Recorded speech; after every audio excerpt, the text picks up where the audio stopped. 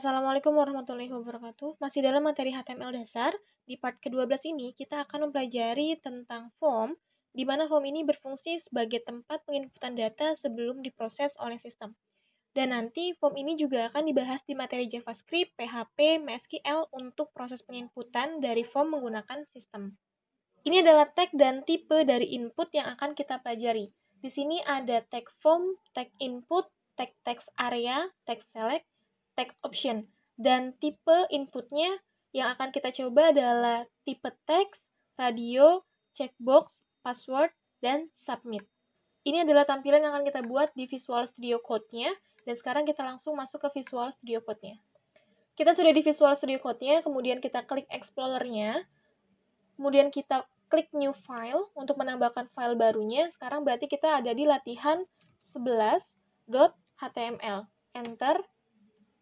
Dan sudah muncul latihan 11.html-nya. Kita close Explorer-nya. Kemudian kita tambahkan tag HTML dasarnya. Tanda seru. Enter. Nah, di sini dokumennya bisa kita rubah menjadi materi hari ini yaitu form. Dan di body-nya kita akan coba yang pertama yaitu tag form terlebih dahulu.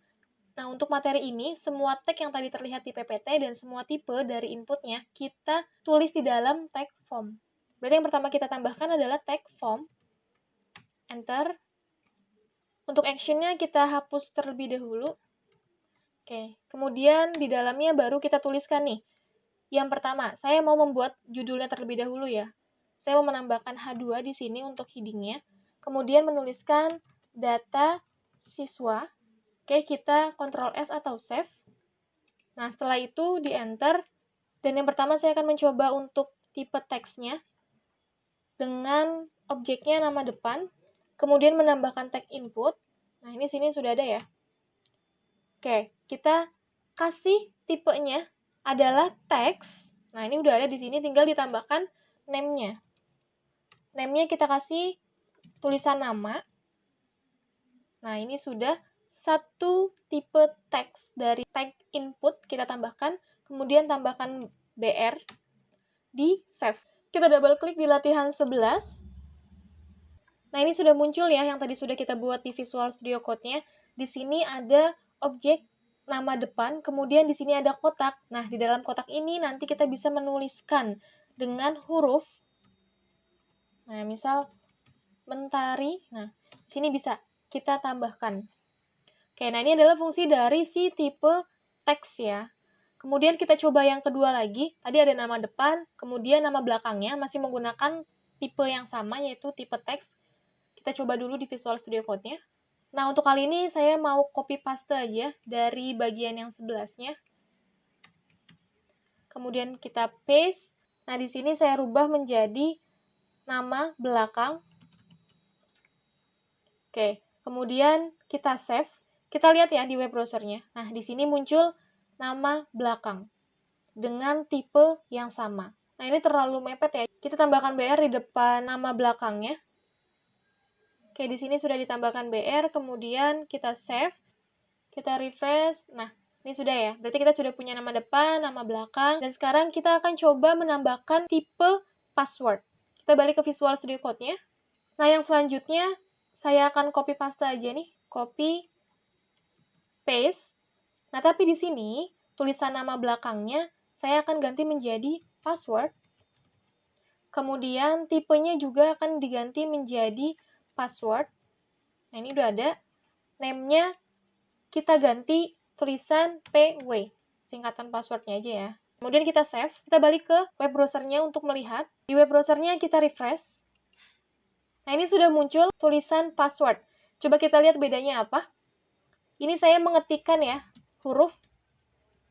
Nah, di sini dia tidak terlihat kita mengetikkan huruf apa. Itu bedanya tadi dari tipe teks dan tipe password. Kemudian yang selanjutnya saya akan coba lagi menggunakan tag-nya text area untuk penulisan alamat. Kita balik ke Visual Studio Code-nya. Yang selanjutnya saya enter, kemudian saya tambahkan BR dulu. Nah, di sini saya akan menuliskan alamat. Nah, kemudian menggunakannya kali ini tidak menggunakan tipe, tapi menggunakan tag, yaitu tag-nya adalah text area. Nah, ini udah ada text area, enter. Nah, di dalamnya ada juga name, ID, rows. Tapi ini kita hapuskan aja dulu ya. Oke, kita akan membuatnya ini kosong aja. Jadi kita save. Nah, kemudian kita refresh di web browsernya. Kita refresh. Oke, kita lihat ya di sini ya. Ketika kita menambahkan tag text area, maka tampilan kotaknya sedikit lebih besar daripada tipe dari teks gitu. Dan di sini kita bisa menuliskan misal Jalan Mawar. Nah, di sini ketika kita meng-enter, di sini akan ada tanda untuk menuju ke atas ataupun ke bawah ya. Kita balik ke Visual Studio Code-nya. Selanjutnya saya akan mencoba untuk tipe dari radio. Dan saya akan menuliskan objeknya yaitu jenis kelamin. Nah, jenis kelamin, kemudian saya menambahkan input, terus juga tipe. Nah, tipenya adalah radio. Name-nya JK aja ya, dari jenis kelamin maksudnya. Kemudian saya akan tuliskan objek di luarnya adalah tulisan laki-laki. Oke, ini yang pertama. Kemudian saya akan menuliskannya untuk yang perempuannya juga, tapi saya akan cukup copy paste dari tulisan atasnya, yaitu dari input. Ini saya copy, kemudian enter, saya paste. Nah, tapi saya rubah ya, di laki-lakinya menjadi perempuan. Kemudian kita save. Nah, kita tambahkan BR dulu ya di belakangnya. Kita save lagi. Kemudian kita lihat di web browsernya. Kita refresh. Nah, ini dia ya. Jadi jenis kelaminnya sudah ada laki-laki, kemudian perempuan. Kita hanya bisa memilih salah satu dari optionnya untuk penggunaan tipe radio. Jaraknya masih mepet ya. Kita tambahkan BR terlebih dahulu di Visual Studio Code-nya. Tambahkan BR-nya berarti di belakang text area ya. BR. Oke, kita save. Kita refresh lagi dulu ke web browsernya. Refresh, oke. Nah, ini sudah tampilannya. Nah, selanjutnya kita akan mencoba untuk menuliskan kelas dengan tag select dan tag option. Kenapa kita menggunakan tag select dan tag option? Karena untuk penggunaan kelas nanti seperti tampilan drop down, kita bisa memilih nih kelasnya. Ada kelas 10, 11, 12. Kita balik ke Visual Studio Code-nya. Saya enter di sini, kemudian tambahkan BR.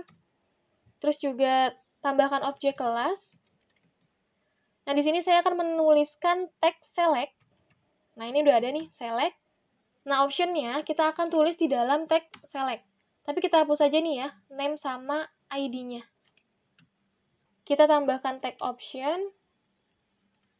Enter. Value-nya kita hapuskan. Tapi kita menambahkan objek di dalam tag option-nya ya. Yang pertama, 10 dengan Romawi. Kemudian saya copy di tag option-nya. Kemudian enter paste lagi. Saya tambahkan menjadi 11 dan di bawahnya 12.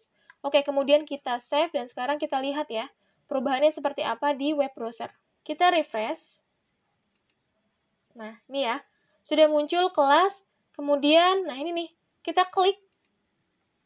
Ada pilihannya, 10, 11, 12. Nah, ini adalah penggunaan dari tag select option. Jadi, kita punya 3 option untuk kelas ini. Dan selanjutnya, saya akan menambahkan tipe checkbox untuk ekstrakurikuler wajibnya. Kemudian kita balik dulu ya ke Visual Studio Code-nya. Ini kita enter.